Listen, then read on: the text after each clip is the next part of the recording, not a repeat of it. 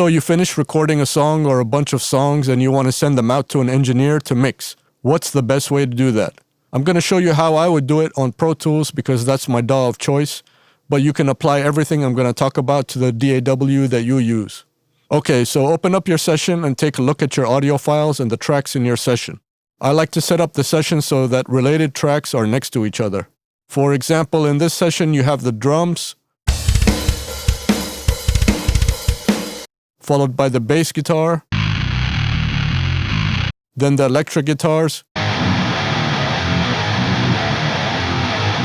keys, and vocals.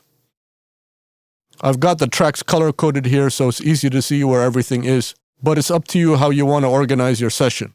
The reason you want the tracks set up in a similar way in your session is that it's easy to make sure all your tracks are named correctly.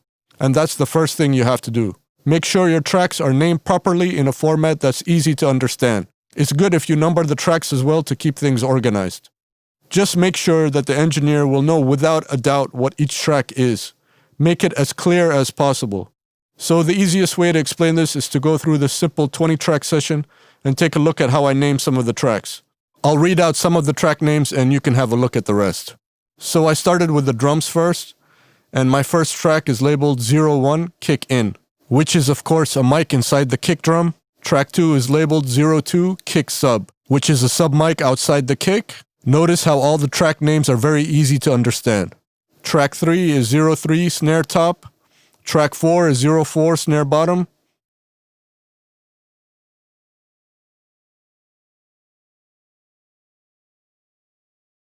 Track 13 is Bass DI. Track 14 is Bass Amp. I've got the electric guitars next.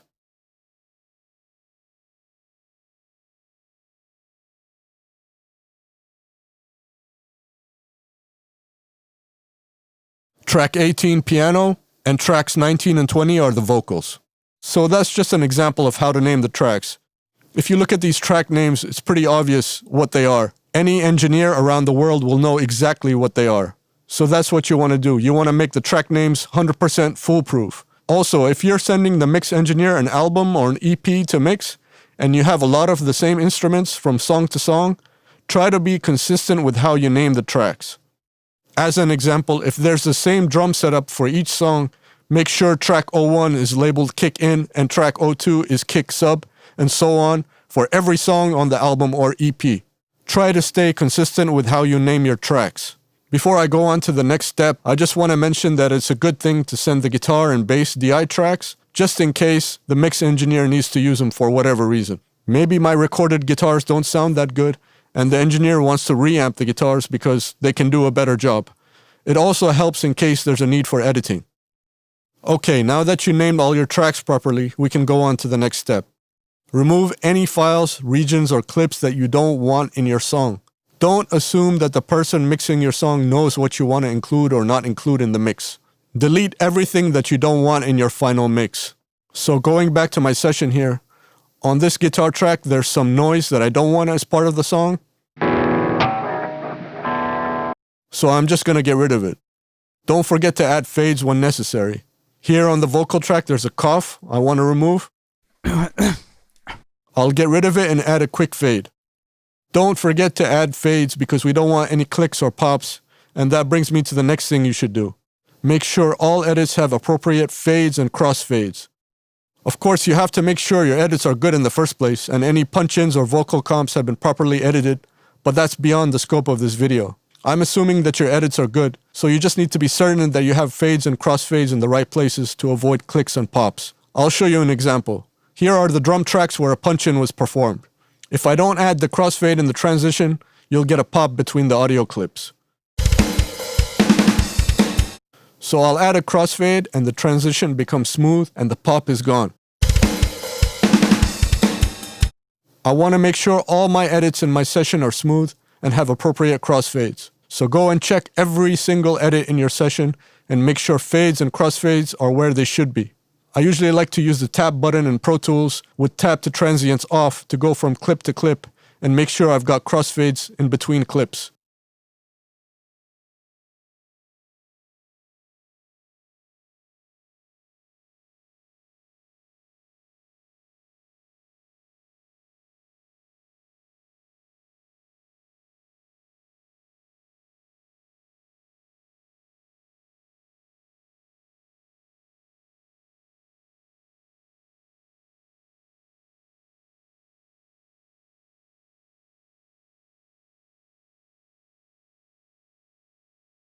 So once that's done, if you have any software instruments, you can record them down to audio tracks. Usually you want to remove any reverbs or delay effects from software instruments so that the mix engineer can add effects as they see fit.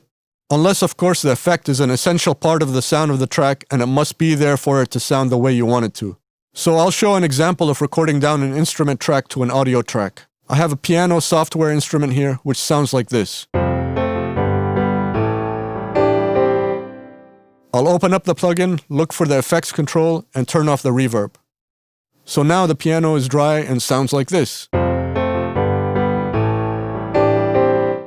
I'll then send the output of the track to a stereo bus, since it's a stereo instrument, and create an audio track with the same bus as an input. So I just need to record arm the audio track and record the software instrument output to the audio track.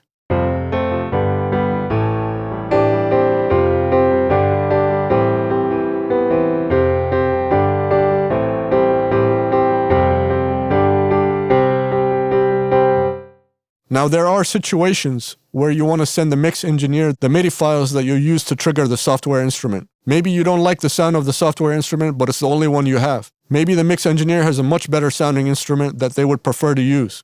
In that case, you'll send the MIDI file along with the audio file you just recorded. I'll show you what you need to do to export the MIDI in a minute. But in a way, this is kind of like sending the guitar DI tracks. Maybe the engineer can make what you recorded sound better with the tools that they have. It can also come in handy for any edits that they might want to do. Okay, like I mentioned before, there are situations when you want a certain effect to be part of a track. The effect is an essential part of the sound of the track and you want to commit to it. In that case, record the effect with the instrument as one audio track. As an example, here I have a lead guitar and there's a send on the track that's going out to a delay. For whatever reason, and this is just an example for demonstration purposes, I decide that this delay is an essential part of the sound of this guitar and I can't live without this delay on this guitar track. So I'll do the same thing I did previously and set the output of the lead guitar track to a bus and set the output of the aux track with a delay on it to the same bus. I would then need to create a stereo audio track to record the guitar with the effect on it since it's a stereo delay. I set the input of the track to the same bus that the lead guitar and the delay are outputting to. Then I record down the audio track with the effect on it.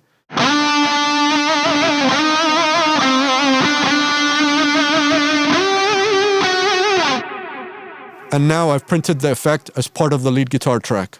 Okay, so now everything's looking good in the session. All the tracks are named properly. All edits have appropriate fades. All the audio clips are cleaned up and the software instruments are recorded down to audio tracks. What you have to do next is consolidate all the files.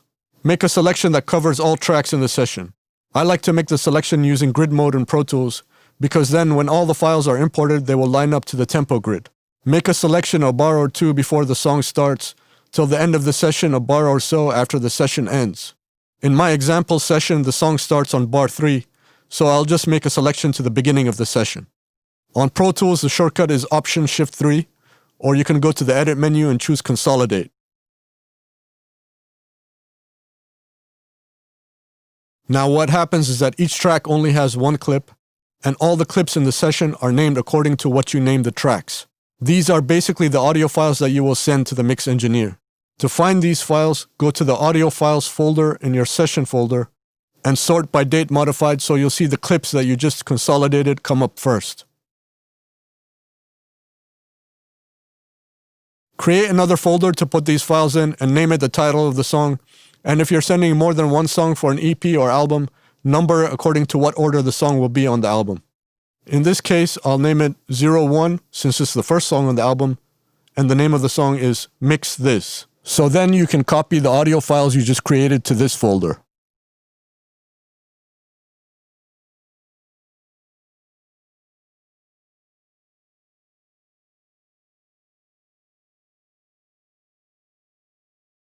But remember we mentioned earlier that maybe you want to send MIDI files as well, so let's do that now. You can right-click on the MIDI or instrument track in Pro Tools and choose Export MIDI. I'm not sure what the exact process is on other DAWs, but I'm sure it will be just as simple and you can figure it out. Export the MIDI file into the same folder you just created that has the audio files.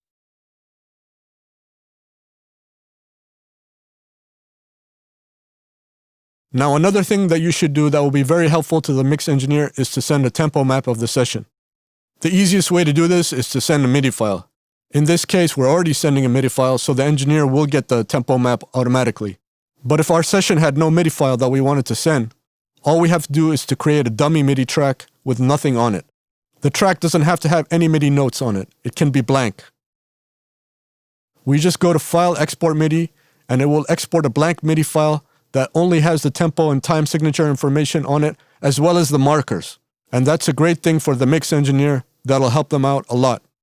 Another good thing is to also let the engineer know the key of the song in case they want to tune any vocals. So that's basically it. All you have to do now is go to the song or album folder, zip it, and use a file transfer service like WeTransfer or Dropbox to send it to the mix engineer.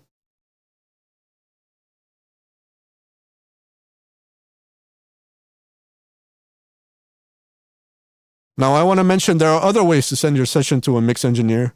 Obviously, if your mix engineer uses the same DAW, you can just send them the session folder. But send the whole session folder, not just the session file. Because the session file doesn't contain any audio. It's only a couple of megabytes or kilobytes in size.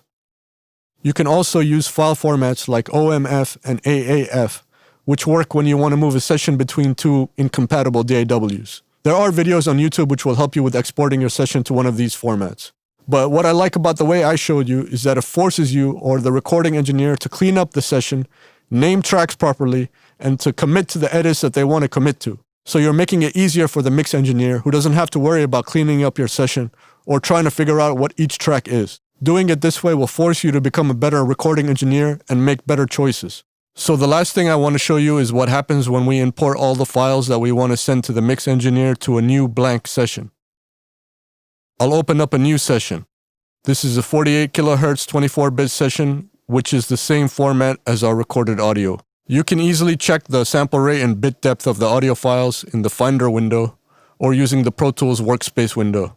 I want to import all the files from the song folder, so I go Shift-Command-I or File, Import Audio, and look for the song folder. I'm going to select all the files in the folder and import. Notice when I import the files how everything lines up to the start of the session. Now I'll import the MIDI file and watch what happens.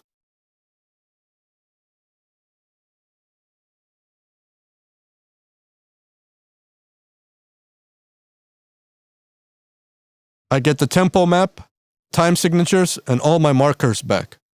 The session is ready for mixing, and the mix engineer will be very happy because everything is organized, clear, and easy to understand. The engineer will be able to focus on the creative part of mixing instead of wasting time trying to figure out what's going on with your audio files and trying to clean things up. So that's about it.